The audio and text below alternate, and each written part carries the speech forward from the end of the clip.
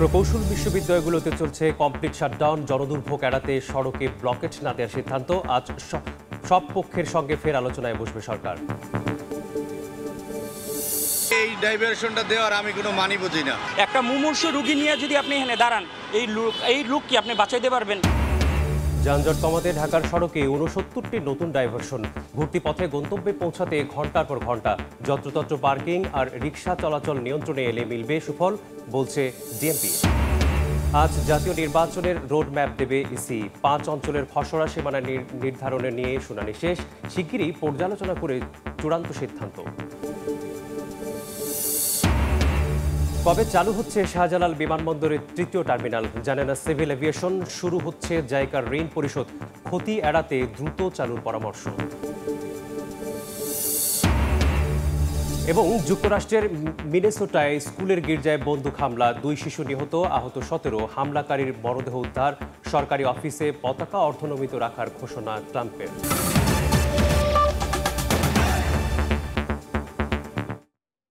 সময় সংবাদের সঙ্গে আছে আমি মেসবাহুল আলিফ। প্রকৌশল বিশ্ববিদ্যালয়ে শিক্ষার্থীদের মার্চ টু যমুনা কর্মসূচিতে পুলিশি বাধায় রণক্ষেত্রে পরিণত হয় ইন্টারকন্টিনেন্টাল মোড় ও শাহবাগ এলাকা। ধাওয়া, পাল্টা ধাওয়া ও সড়কের সংঘর্ষের এক পর্যায়ে টিয়ার শেল, সাউন্ড গ্রেনেড নিক্ষেপের পাশাপাশি জলকামান ব্যবহার করে পুলিশ। এতে আহত হন অর্ধশত। উদ্ভূত পরিস্থিতিতে হামলার ঘটনায় দুঃখ প্রকাশ করেন ডিএমপি কমিশনার। এরপরে বৃহস্পতিবার বিকেল পর্যন্ত কর্মসূচি স্থগিত করে ব্লকেট প্রত্যাহার করেন আন্দোলনকারীরা। এদিকে সমস্যা সমাধানে আবারও সব পক্ষের সঙ্গে আলোচনায় বসবে সরকার। টিয়ার সেল, সাউন্ড গ্রেনেডের মুহুর্মুহু শব্দ, থেমে থেমে ধাওয়া পাল্টা ধাওয়া। প্রকৌশল শিক্ষার্থীদের যমুনা অভিমুখে পদযাত্রায় পুলিশ বাধা দিলে রণক্ষেত্র পরিণত হয় হোটেল ইন্টারকন্টিনেন্টাল মোড় ও শাহবাগ এলাকা।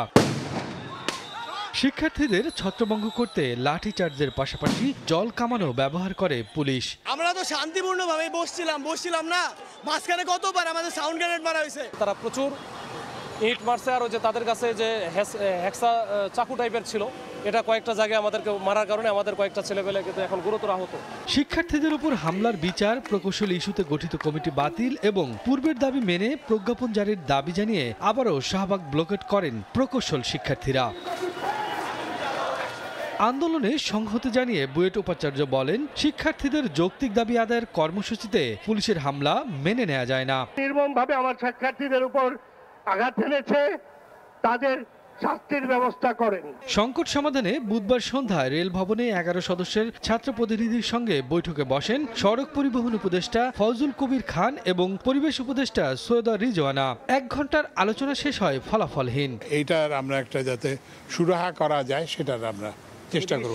এর কিছুক্ষণ পরেই শাহবাগে এসে শিক্ষার্থীদের উপর হামলার ঘটনায় দুঃখ প্রকাশ করেন ডিএমপি কমিশনার মোহাম্মদ সাজ্জাদ আলী।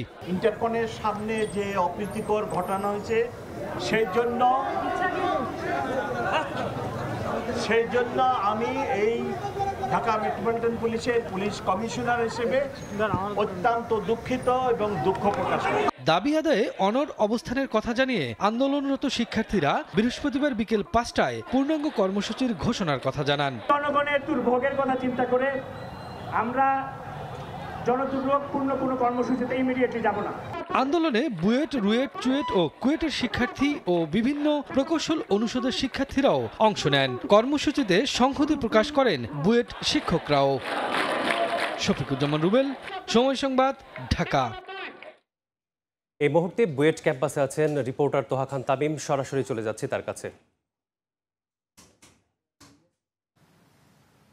তামিম, বাংলাদেশ প্রকৌশল বিশ্ববিদ্যালয় বুয়েটে আমরা দেখতে পাচ্ছি যে কমপ্লিট শাটডাউন পূর্ব ঘোষিত, সেটি আসলে শিক্ষার্থীরা পালন করছেন। এই মুহূর্তে বুয়েট ক্যাম্পাসের ঠিক যে সিভিল ইঞ্জিনিয়ারিং ডিপার্টমেন্ট রয়েছে এবং প্রধান যে ফটক রয়েছে তার সামনেই দাঁড়িয়ে রয়েছে এবং আমরা দেখতে পাচ্ছি যে বেশ শুনশান নীরবতা। একটু দেখাতে চাই ক্যাম্পাসের ভেতরে কোনো ধরনের কোনো শিক্ষার্থীকে আমরা আসলে লক্ষ্য করছি না। এখানে যারা তারা কোনো অবস্থান নেই, অর্থাৎ কমপ্লিট শাটডাউন বলতে যেটি আসলে বোঝায় সেই পরিবেশে আসলে এখানে আমরা লক্ষ্য করছি। বাংলাদেশ প্রকৌশল বিশ্ববিদ্যালয়ের শিক্ষার্থীরা গত কয়েকদিন ধরে তাদের যে দাবি দেওয়া সেটা নিয়ে তারা আন্দোলন করে আসছেন এবং গতকালকে পুলিশের সাথে তাদের একটি সংঘর্ষ হয় এবং সংঘর্ষের জেরে তারা তাদের যেই কর্মসূচি যে কমপ্লিট শাটডাউন সেটি আসলে তারা পালন করছেন। একটু বলে রাখি যে তারা বলছেন যে 3 দাবির মধ্যে যে নবম গ্রেডের সহকারী প্রকৌশলী পদে শুধু পরীক্ষার মাধ্যমে নিয়োগ করতে হবে, পাশাপাশি ন্যূনতম যোগ্যতা সেটি বিএসসি ইঞ্জিনিয়ার করতে হবে তাদের একটি দাবি। আর একটি দাবি হচ্ছে 10ম গ্রেডে যেন উচ্চ ডিগ্রিধারীরাই তারা আবেদন করতে পারেন সেই ব্যবস্থা করতে হবে সরকারকে। পাশাপাশি শুধু বিএসসি ইঞ্জিনিয়ারিং যারা সম্পন্ন করবেন তারাই যেন আসলে প্রকৌশলী কিংবা ইঞ্জিনিয়ার লিখতে পারে নামের পাশে, সেই ব্যবস্থা করা। এই 3 দাবির প্রতি তারা আসলে গত কয়েকদিন ধরে যে তাদের যে আন্দোলন সেই আন্দোলন তারা করে আসছেন। গতকালকে পূর্ব ঘোষিত যে লং মার্চ কর্মসূচি ছিল, অর্থাৎ সারা দেশ থেকে যারা প্রকৌশল শিক্ষার্থী রয়েছেন তারা ঢাকামুখী হয়েছিলেন এবং শাহবাগ তারা ব্লকের কর্মসূচি দিয়েছিলেন এবং এরপরেই প্রধান উপদেষ্টার বাসভবন অভিমুখে তাদের যে যাত্রা সেটি ছিল। এরপরেই পুলিশের সাথে আসলে ধাওয়া পাল্টা ধাওয়া এবং বিভিন্ন ধরনের যে সংঘর্ষ সেই সংঘর্ষের ঘটনা ঘটে এবং তারই জেরে গতকালকে যে রেলপথ রেল উপদেষ্টা ফজল কবির খান তিনি তার সাথে সহ সরকারের উপদেষ্টাদের সাথে বৈঠক হয় এবং রেলভবনে এবং সেই বৈঠক কিন্তু আসলে এক প্রকার সিদ্ধান্তহীনতায় ভাবেই, অর্থাৎ সিদ্ধান্ত ছাড়া আসলে শেষ হয় এবং যদিও শিক্ষার্থীরা সেই বৈঠককে গুরুত্ব দিচ্ছেন এবং তারা বলছেন যে সেই বৈঠকের যে সিদ্ধান্ত সেটা তারা প্রত্যাখ্যান করছেন এবং আজকে যে কর্মসূচি অর্থাৎ কমপ্লিট শাটডাউন সেটি তারা ঘোষণা করেছেন এবং আজকে বিকেল 5টা ইঞ্জিনিয়ারিং ইনস্টিটিউটে তাদের পুরো যেই বিষয়টি এবং তাদের যে পরবর্তী সিদ্ধান্ত তারা কি করবেন সেটি আসলে সংবাদ সম্মেলন করে জানাবেন বলে আমরা জানতে পেরেছি। তো এই ছিল বাংলাদেশ প্রকৌশল বিশ্ববিদ্যালয় বুয়েট ক্যাম্পাস থেকে আমার হাতে থাকা সবশেষ। সহকর্মী তোহা খান থাবিব যুক্ত ছিলেন বুয়েট ক্যাম্পাস থেকে। ছাত্র সংসদ নির্বাচন ঘিরে ক্যাম্পাসে ভোটের আমেজ। 3 দিন এগিয়ে রাকসুর ভোট গ্রহণ হবে 25 সেপ্টেম্বর। বিস্তারিত জানতে এই মুহূর্তে রাজশাহী বিশ্ববিদ্যালয়ে আছেন সহকর্মী সাইফুর রহমান রকি। সরাসরি যাচ্ছি তার কাছে। রাজশাহী বিশ্ববিদ্যালয়ে আজ 5ম দিনের মতো রাকসুর মনোনয়নপত্র বিতরণ কার্যক্রম চলছে, তবে এখনও সেই কার্যক্রম শুরু হয়নি। আপনারা জানেন যে গতকাল রাজশাহী বিশ্ববিদ্যালয়ে রাকসু নির্বাচনের যে তারিখ সেটি কিন্তু 2 দফা পিছিয়ে গত 25 সেপ্টেম্বর করা হয়েছে এবং সেটি শিক্ষার্থীদের দাবির প্রেক্ষিতে, পাশাপাশি যারা রাকসু নির্বাচন পরিচালনার দায়িত্বে আছেন তারা যেটি জানিয়েছেন যে শিক্ষার্থীদের দাবিও যেমন ছিল রাকসু নির্বাচন এগিয়ে নিয়ে আসা, পাশাপাশি সনাতন ধর্মাবলম্বীদের একটি উৎসব ছিল, যে কারণে আসলে এই সময়টি 28 সেপ্টেম্বর থেকে আবার কিন্তু 3 দিন পিছিয়ে 25 সেপ্টেম্বর করা হয়েছে। এতে কিন্তু শিক্ষার্থীদের ভেতরে কিন্তু এক ধরনের সংশয় প্রকাশ করছে, আসলে এই রাকসু নির্বাচন আদৌ হচ্ছে কিনা, এই ধরনের একটি সংশয় কিন্তু সাধারণ শিক্ষার্থীদের মধ্যে প্রকাশ করেছে। পাশাপাশি যারা মনোনয়ন তুলেছে তারাও কিন্তু অনেকে ক্ষুব্ধ হয়েছেন। তারা রাতভর কিন্তু এখানে যারা নির্বাচন পরিচালনার সঙ্গে সংশ্লিষ্ট কর্মকর্তারা রয়েছেন তাদের সঙ্গে আলোচনা করেছেন, কথা বলেছেন, দফায় দফায় কিন্তু তারা নির্বাচন এগিয়ে নিয়ে আসার জন্য কিন্তু তারা দাবি জানিয়েছেন। তবে সবশেষ কিন্তু 25 সেপ্টেম্বরই এই তারিখ নির্ধারণ করা হয়েছে। আপনাদের জানিয়ে রেখে আজকে কিন্তু রাজশাহী বিশ্ববিদ্যালয় শাখার ছাত্র দলের পক্ষ থেকে একটি মিছিল করার কথা এবং সেটি বেলা 12টায় এই মিছিল শুরু হওয়ার কথা। সেই মিছিলে কিন্তু তারা 24-25 শিক্ষাবর্ষের যারা শিক্ষার্থী আছে তারা কিন্তু এই রাকসু নির্বাচনে ভোট দিতে পারবেন না। কেন তারা ভোট দিতে পারবেন না, তাদেরকেও এই ভোটার তালিকায় অন্তর্ভুক্ত করার দাবিতে ছাত্রদলের একটি ক্যাম্পাসে বিক্ষোভ মিছিল রয়েছে। সব মিলিয়ে আসলে রাজশাহী বিশ্ববিদ্যালয়কে কেন্দ্র করে দীর্ঘ 35 বছর পর যেহেতু এই রাকসু নির্বাচন অনুষ্ঠিত হচ্ছে, সেক্ষেত্রে শিক্ষার্থীদের ভেতরে কিন্তু উৎসবমুখর একটি পরিবেশ ছিল শুরুর দিকে। তবে এখন যত দিন যাচ্ছে সেটি আসলে কিছুটা হলেও এই সংকট ঘনীভূত হচ্ছে। তবে সকল সংকটকে কাটিয়ে রাকসু নির্বাচন আগামী 25 সেপ্টেম্বর অনুষ্ঠিত হোক, এমনটাই চাওয়া সাধারণ শিক্ষার্থীদের। তো এই ছিল আমার কাছে রাজশাহী থেকে মনোনয়নপত্র বিতরণের সর্বশেষ খবর। সরাসরি যুক্ত ছিলাম রাজশাহী বিশ্ববিদ্যালয় ক্যাম্পাস থেকে। ঢাকা শহরের যানজট কমাতে 2 সিটি কর্পোরেশনের গত 6 মাসে 69টি নতুন ডাইভারশন চালু করেছে ডিএমপি। এ পদ্ধতিতে জনমনে মিশ্র প্রতিক্রিয়া রয়েছে। কেউ বলছেন যানজট নিরসনের সহায়ক, আবার কেউ বলছেন পরিস্থিতি আরও জটিল করেছে। ট্রাফিক পুলিশ বলছে যত্রতত্র পার্কিং আর মূল সড়কে রিকশা চলাচল নিয়ন্ত্রণে এলে ডাইভারশনের সুফল মিলবে। এদিকে সড়কের অবকাঠামো ঠিক করে এসব পরিকল্পনা বাস্তবায়নের পরামর্শ বিশেষজ্ঞের। অরূপ দত্ত ও মোবারক শুভর ছবিতে আবু সাইদ নিশানের প্রতিবেদন।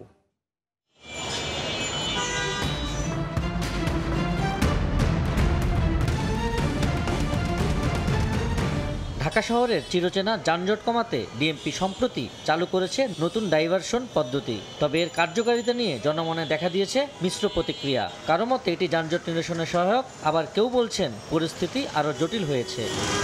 2 সিটি কর্পোরেশন এলাকায় বিগত 6 মাসে 69টি নতুন ডাইভারশন পদ্ধতি চালু করেছে ডিএমপি। মোহাম্মদপুর, আগারগাঁও এদিকে মনে হয় সুবিধা হচ্ছে যাত্রীদের জন্য।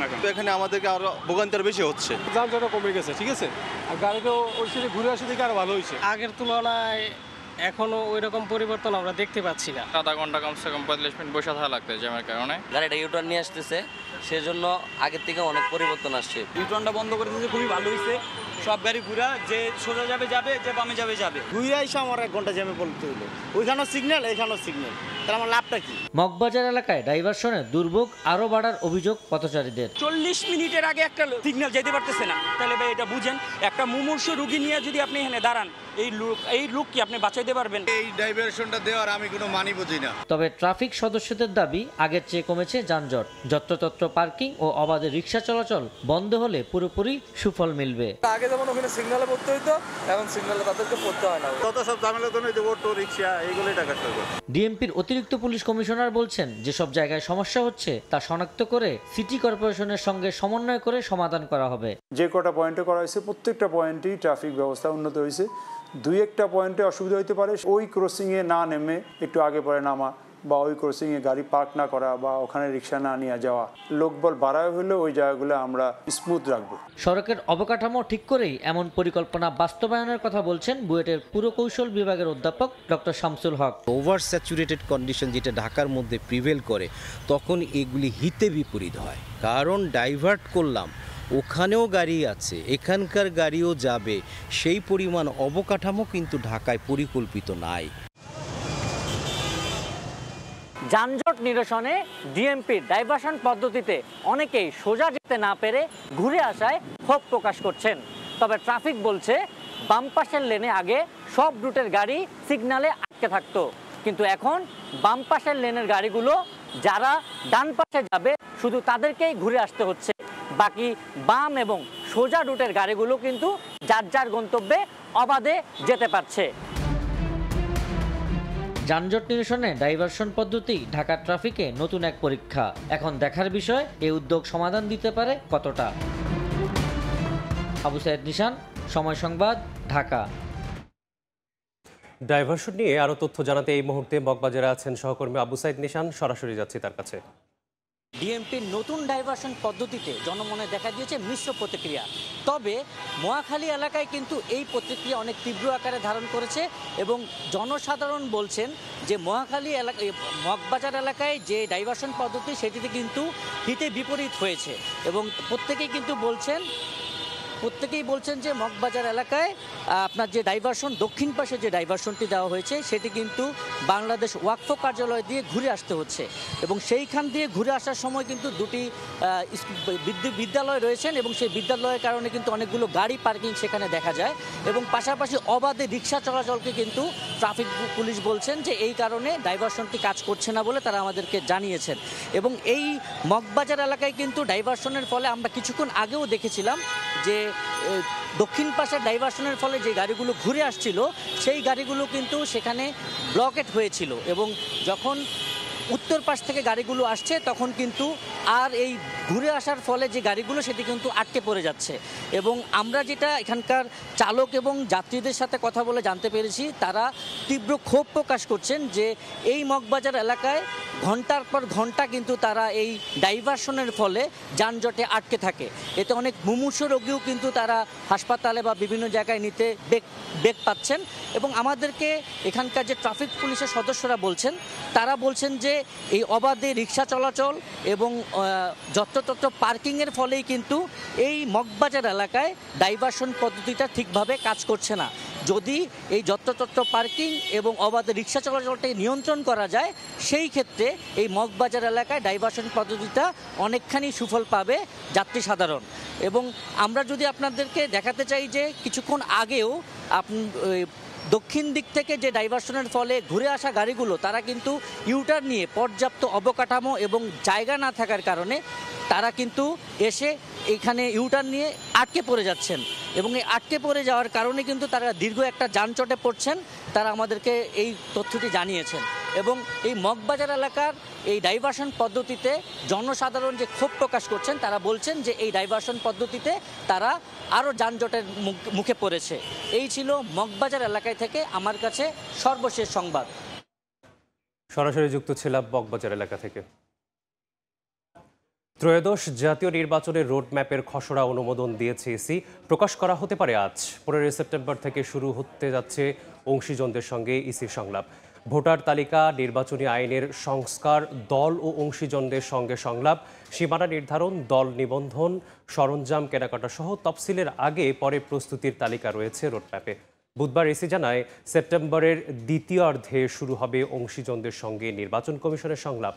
আর শিগগিরই শুনানির পর্যালোচনা করে সংসদীয় আসনের সীমানা চূড়ান্ত করবে ইসি।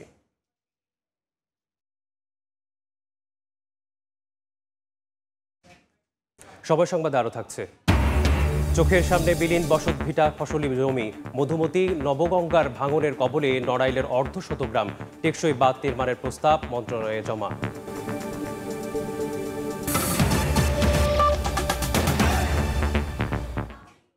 শেখ হাসিনার বিরুদ্ধে প্লট জালিয়াতির 3 মামলায় সাক্ষ্য গ্রহণ আজ সকালে ঢাকার 4র্থ বিশেষ জজ আদালতে সাক্ষ্য গ্রহণ অনুষ্ঠিত হওয়ার কথা রয়েছে। এর আগে এই মামলায় আদালতে সাক্ষ্য দেন মামলার বাদী ও দুদকের 3 কর্মকর্তা। তারা জানান, শেখ রেহানা, রাদওয়ান, মুজিব সিদ্দিক, ববি ও আজমিনা সিদ্দিককে পূর্বাঞ্চলে প্লট বরাদ্দের জন্য তৎকালীন প্রধানমন্ত্রীর উপর চাপ প্রয়োগ করেন শেখ রেহানার মেয়ে টিউলিপ সিদ্দিক। পরে নিয়ম বহির্ভূতভাবে তাদের জন্য রাজুকের 30 কাঠা প্লট বরাদ্দের ব্যবস্থা করেন শেখ হাসিনা। জাইকার দেয়া ঋণ পরিশোধের মেয়াদ শুরু হলেও শাহজালাল বিমানবন্দরের 3য় টার্মিনাল চালু করতেই পারছে না সরকার। উন্নতমানের সেবাই শুধু নয়, আয়ের জন্য হলেও দ্রুত এই টার্মিনালের কার্যক্রম শুরুর পরামর্শ খাত সংশ্লিষ্টদের। সেবা প্রত্যাশীরা মনে করেন, টার্মিনালটি চালু হলে বিশ্ব পরিমণ্ডলে বাড়বে সুনাম, ভোগান্তি কমবে সর্বক্ষেত্রে। এ বিষয়ে নির্ধারিত কোনো সময় জানাতে পারেনি সিভিল এভিয়েশন। কাজল আব্দুল্লাহ রিপোর্ট। চলতি বছর শেষেও হযরত শাহজালাল আন্তর্জাতিক বিমানবন্দরের 3য় টার্মিনাল চালু হওয়া নিয়ে তৈরি হয়েছে হতাশা। নান্দনিক ও আধুনিক সুবিধাযুক্ত এ টার্মিনাল সেবার লক্ষ্যে প্রাথমিকভাবে সফট ওপেনিং করা হয় 2023 সালের অক্টোবরে। আশ্বাস দেওয়া হয় 1 বছর পরই 2024 সালের অক্টোবরেই অপারেশনে যাবে টার্মিনালটি। কিন্তু প্রায় 2 বছর পার হতে চললেও চালু করার কোনো প্রস্তুতি নেই কর্তৃপক্ষের। অপেক্ষার পালা কবে শেষ হবে প্রশ্ন বিমানবন্দর ব্যবহারকারীদের। যাত্রীর চাপ অনেক বেশি, বা বিদেশ থেকেও এখন বড় বড় ইনভেস্টররা আসতেছে, কিন্তু আসলে এয়ারপোর্ট হিসাবে ফেসিলিটি দিতে পারতেছে না। এই কারণে 3rd টার্মিনাল যত দ্রুত সম্ভব এটা চালু করা উচিত। আমাদের কষ্ট দূর হলে আপনাদের দ্বারাই দূর হবে। ট্যুরিস্টদের জন্য ফেয়ারটা অ্যাটলিস্ট আপনার 30-40% কমে যাবে।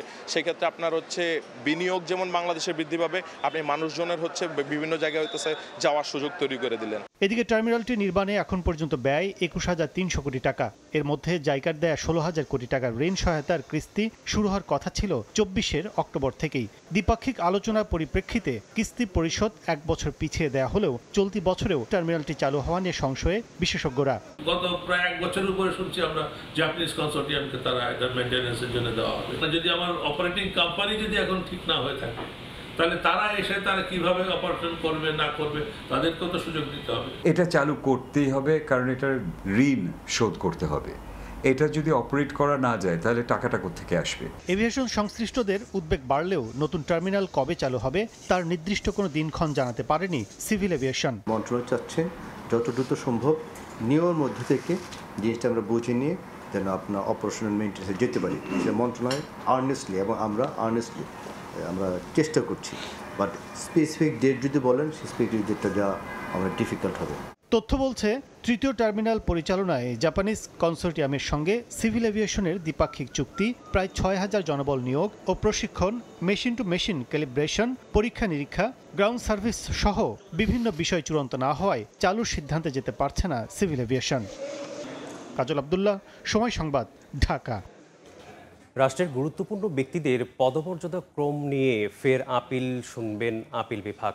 শুনানির দিন ধার্য করা হয়েছে 4 নভেম্বর। বৃহস্পতিবার সকাল 9:30টায় বিচারপতি মোহাম্মদ আশফাকুল ইসলামের নেতৃত্বে 6 বিচারপতির বেঞ্চ রাষ্ট্রীয় পদমর্যাদা ক্রম নিয়ে আপিলের অনুমতি দেন।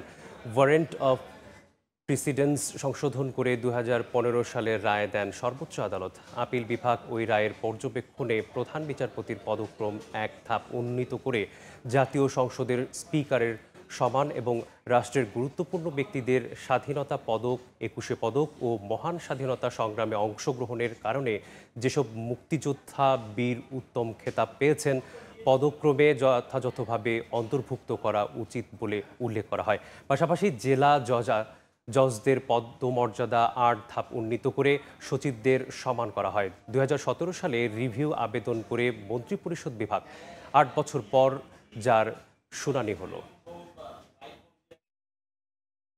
বহুল আলোচিত ওয়ারেন্ট অফ প্রিসিডেন্সের যে রিভিউ পিটিশন ছিল, সেই রিভিউ পিটিশন শুনানির পর আপিল বিভাগ আজকে আদেশের জন্য 1 নম্বর আইটেম হিসেবে তালিকাভুক্ত ছিল।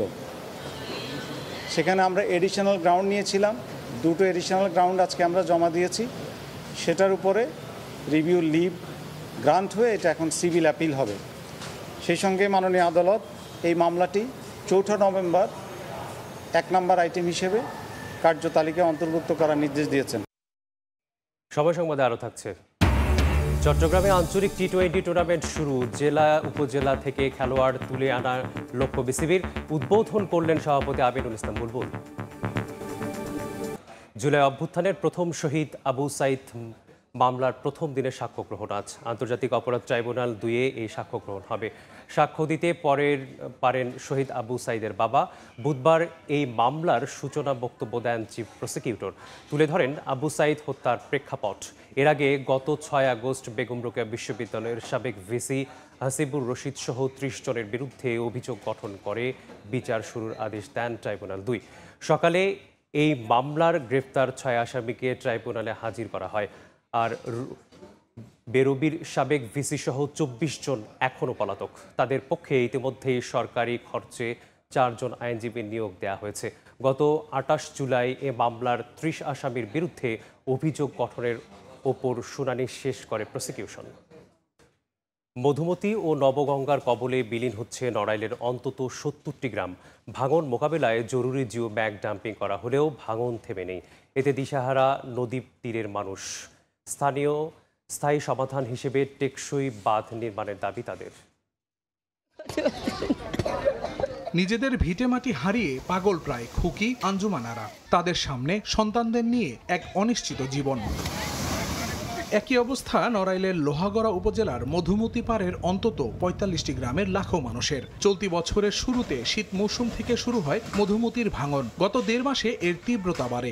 এরই মধ্যে নদীগর্ভে চলে গেছে বসতবাড়ি, ফসলি জমি, শিক্ষা প্রতিষ্ঠান সহ বিভিন্ন স্থাপনা। এতে দিশেহারা নদী তীরের মানুষ। আমাদের ঘর বাড়ি সবই তো জমিতে নদীতে চলে গেছে। গ্রামের মানুষ এখন দিশেহারা হয়ে গেছে, কোথায় থাকবে কেউ বুঝতেই পারতেছে না। 2বার বাড়ি ভাঙছে, 2বার সরাইছে। হাঁসের খামার ছিল, এই সবজি খাত ছিল, আমি প্রতিবন্ধী মানুষ, এগুলো করে খেতাম, এটাও চলে গেছে। পানি উন্নয়ন বোর্ডের তথ্য মতে লোহাগড়া উপজেলায় মধুমতির ভাঙনের কবলে রয়েছে 45টি গ্রাম, আর কালিয়া উপজেলায় নবগঙ্গা নদীর ভাঙনের কবলে রয়েছে অন্তত 25টি গ্রাম। জরুরি ভাঙন মোকাবিলায় জিও ব্যাগ ডাম্পিং করা হলেও ভাঙন থেমে নেই। এজন্য একটি টেকসই স্থায়ী বাঁধ নির্মাণের দাবি এলাকাবাসীর। 2 পাশে ভাঙে আবার জিও ব্যাগ দিয়ে একবারে বিলীন হয়ে যায়। এক অংশ চলে গেছে, সেই ক্ষেত্রে আমাদের আসলে একটা স্থায়ী বাঁধ দরকার। তবে সবচেয়ে ঝুঁকিপূর্ণ 13 কিলোমিটার এলাকা চিহ্নিত করে স্থায়ী বাঁধ নির্মাণে ডিপিপি মন্ত্রণালয়ে জমা দেওয়া হয়েছে বলে জানান সংশ্লিষ্ট কর্মকর্তা।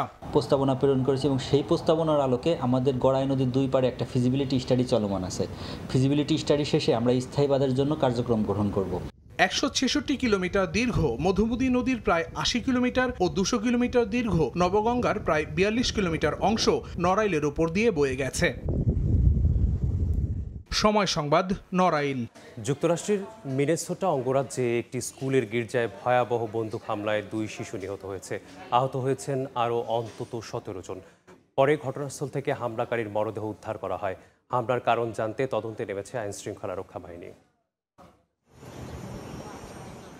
স্থানীয় সময় বুধবার সকালে যুক্তরাষ্ট্রের মিনেসোটা অঙ্গরাজ্যের মিনিয়াপোলিসের একটি স্কুলের গির্জায় প্রার্থনা চলছিল।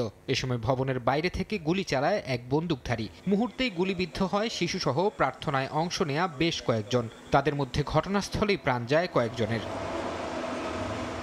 খবর পেয়ে সেখানে পৌঁছায় পুলিশ। তারা জানায় হামলাকারীর গুলিতে আহতদের বেশিরভাগই শিশু। গুরুতর অবস্থায় থাকা কয়েকজনকে হাসপাতালে চিকিৎসা দেয়া হচ্ছে। তল্লাশির পর হামলাকারীর মরদেহ গির্জার পেছন থেকে উদ্ধার করা হয়। ধারণা করা হচ্ছে বন্দুক হামলা চালানোর পরই সে আত্মহত্যা করেছে। তবে বিষয়টি নিশ্চিত হওয়ার জন্য তদন্ত করছে বলে জানিয়েছে আইন শৃঙ্খলা রক্ষা বাহিনী। পুলিশ বলছে হামলাকারী তরুণ বয়সী। অতীতে এ ধরনের অপরাধের সঙ্গে সে যুক্ত ছিল না। এই হামলার পেছনে তার উদ্দেশ্য সম্পর্কে নির্দিষ্টভাবে কিছু জানা যায়। ভয়াবহ এই বন্দুক হামলার ঘটনায় গভীর শোক জানিয়ে সব সরকারি ভবনের পতাকা অর্ধনমিত রাখার নির্দেশ দিয়েছেন মার্কিন প্রেসিডেন্ট ডোনাল্ড ট্রাম্প। এছাড়া এই ঘটনায় শোক জানিয়েছেন মিনেসোটার গভর্নর টিম ওয়ালজ ও মিনিয়াপোলিসের মেয়র জেকব ফ্রে।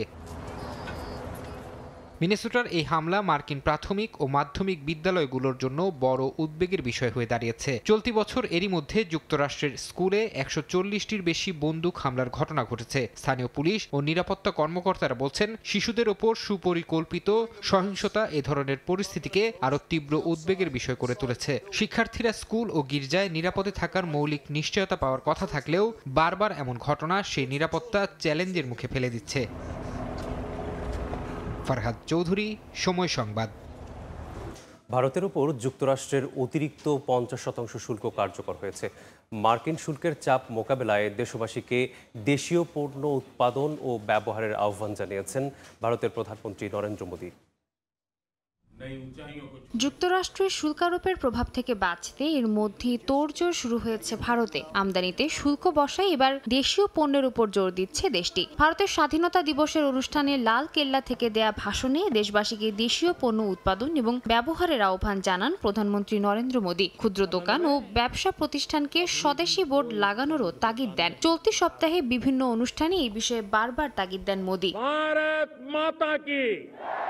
এছাড়া সাধারণ মানুষ ও ক্ষুদ্র ব্যবসায়ীদের জন্য বড় ধরনের কর ছাড়ের সিদ্ধান্ত নিয়েছে বিজেপি সরকার। কর সংস্কার ও সরলীকরণের জন্য $12 বিলিয়ন আয়কর ছাড় দেওয়ার ঘোষণা দেয়া হয়। মোদী সরকারের এ উদ্যোগ দেশের ভোক্তা অর্থনীতি ও জিডিপি বৃদ্ধিতে সহায়তা করবে বলে মনে করছেন অর্থনীতিবিদরা।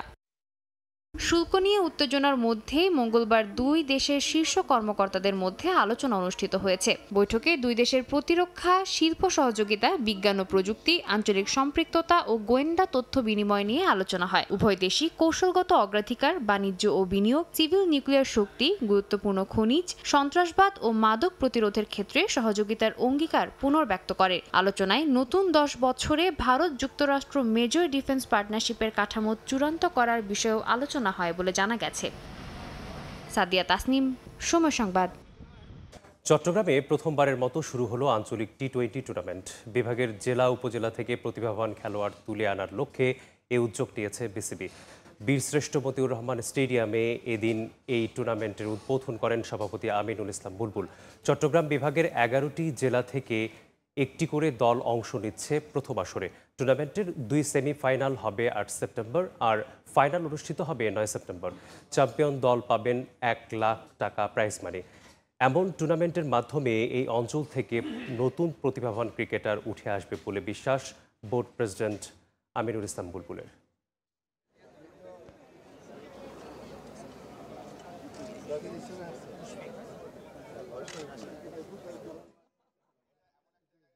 ডিসেন্ট্রালাইজেশনটা শুধুমাত্র ক্রিকেটের প্রতিযোগিতামূলক না, প্রত্যেকটা জেলা যেন তার নিজস্ব জেলার যে ক্রিকেট সত্তা আছে সেটা যেন তারা প্রস্ফুটিত করতে পারে। প্রথম ইভেন্টে যে পরিমাণ সাড়া আজকে দেখলাম সেটা শুধু এটা চিটাং শুরু করলো, আমরা আশা করবো অন্য অন্য রিজনগুলোতে এই ধরনের সুন্দর ব্যবস্থা গ্রহণ করবে। এখানে শুধুমাত্র খেললেই হবে না, আমাদের কিছু কাজ আছে এখানে ট্যালেন্ট আইডিগুলো দেখা, ট্যালেন্টগুলো রিটেন করা। তো আমাদের কাজগুলো এখন বেড়ে গেল। আমাদের যে গেম ডেভেলপমেন্ট টিম আছে, হাই পারফরমেন্স টিম আছে, এখান থেকে আমরা সেরা ট্যালেন্টগুলো নিয়ে আমরা যেন আলটিমেটলি আমাদের পাইপলাইনটা স্ট্রং করতে পারি। সময় সংবাদের শীর্ষ সংবাদগুলো জানিয়ে দিচ্ছি আরেকবার। প্রকৌশল বিশ্ববিদ্যালয়গুলোতে চলছে কমপ্লিট শাটডাউন। জনদুর্ভোগ এড়াতে সড়কে ব্লকেট না দেওয়ার সিদ্ধান্ত।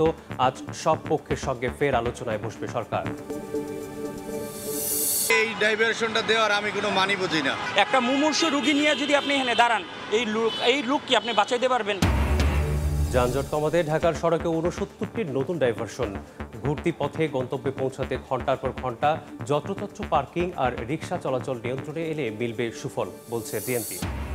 এবং আজ জাতীয় নির্বাচনের রোডম্যাপ দেবে ইসি। 5 অঞ্চলের খসড়া সীমানা নির্ধারণ নিয়ে শুনানি শেষ, শিগগিরই পর্যালোচনা করে চূড়ান্ত সিদ্ধান্ত।